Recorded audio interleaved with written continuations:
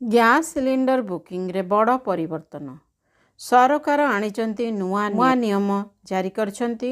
ସରକାର ଗ୍ରାହକଙ୍କ ସୁବିଧା ପାଇଁ ଏବଂ କଳାବଜାରୀ ରୋକିବା ପାଇଁ ବୁକିଂ ପ୍ରକ୍ରିୟାକୁ ଅଧିକ ସ୍ୱଚ୍ଛ କରିଛନ୍ତି। ସିଲିଣ୍ଡର ବୁକିଂକୁ ନେଇ ସରକାର ଜାରି କଲେ ଦୁଇ ନୂଆ ମଧ୍ୟପ୍ରାଚ୍ୟରେ ଇରାନ ଏବଂ ଆମେରିକା ମଧ୍ୟରେ ହରମୁଜ ଷ୍ଟ୍ରେଟ୍କୁ ନେଇ ଏକ ନୂଆ ବିବାଦ ଦେଖାଦେଇଛି। ଆମେରିକା ନୌସେନା ଏହି ପ୍ରଣାଳୀକୁ ଅବରୋଧ କେବଳ ଇରାନକୁ ଟୋଲ୍ ଦେଇନଥିବା ଦେଶଗୁଡ଼ିକର ଜାହାଜଗୁଡ଼ିକୁ ହରମୁଜ ଷ୍ଟ୍ରେଟ୍ ପାଇଁ ଅନୁମତି ଦିଆଯାଇଛି।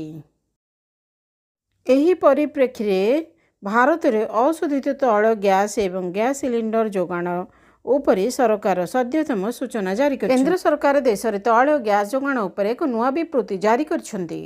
କେନ୍ଦ୍ର ସରକାର କହିଛନ୍ତି ଯେ ହରମୁଜ ଷ୍ଟ୍ରେଟ୍ ଦେଇ ତେଲ ଓ ଗ୍ୟାସ୍ ଯାହାଫଳରେ ଗ୍ୟାସ୍ ଯୋଗାଣରେ କୌଣସି ସମସ୍ୟା ନାହିଁ। ଦେଶରେ ଏପର୍ଯ୍ୟନ୍ତ ଗ୍ୟାସ୍ ସିଲିଣ୍ଡର ସରିନାହିଁ କିମ୍ବା କୌଣସି ଏଜେନ୍ସି ତରଫରୁ ଗ୍ୟାସ୍ ଅଭାବର ରିପୋର୍ଟ ଆସିନାହିଁ। ମଧ୍ୟ ସାଧାରଣ ଜନତା ସିଲିଣ୍ଡର ପାଇଁ ଲମ୍ବା ଲାଇନରେ ଲାଗୁଥିବାରୁ ଅନେକ ଅଞ୍ଚଳରେ ଦେଖିବାକୁ ମିଳିଛି। ମଧ୍ୟପ୍ରାଚ୍ୟ ବିଶୃଙ୍ଖଳା ମଧ୍ୟରେ 99% ଗ୍ୟାସ୍ ସିଲିଣ୍ଡର 70% ଯୋଗାଣ। କେନ୍ଦ୍ର ସରକାର ଏକ ସରକାରୀ ବିବୃତ୍ତିରେ କହିଛନ୍ତି ଯେ ଦେଶରେ 70% କମର୍ସିଆଲ ସିଲିଣ୍ଡର ଯୋଗାଣ କରାଯାଇଛି।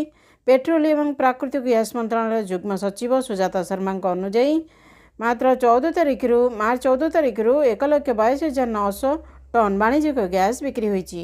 ଗ୍ୟାସ୍ ସିଲିଣ୍ଡର ବୁକିଂ ଏବଂ ଯୋଗାଣର ଠକେଇ ରୋକିବା ପାଇଁ OTP ଭିତ୍ତିକ ବୁକିଂ କାର୍ଯ୍ୟକାରୀ କରାଯାଇଛି। ପଞ୍ଜୀକୃତ ମୋବାଇଲ ନମ୍ବରକୁ OTP ପଠାଯିବ, ଯାହା